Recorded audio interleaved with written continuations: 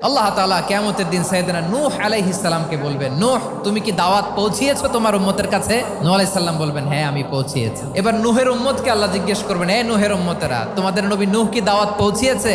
নূহের উম্মত বলবে, না আল্লাহ, কোনো দাওয়াতও আমরা পাই নাই, আপনারাও চিনি নাই, জান্নাতও চিনি নাই, জাহান্নামও চিনি নাই। নূহ আলাইহিস সালাম বিপদে পড়ে যাবেন। তখন আল্লাহ বলবেন, নূহ তোমার পক্ষে কোনো সাক্ষী আছে? নূহ আলাইহিস সালাম বলবেন, আছে। কে?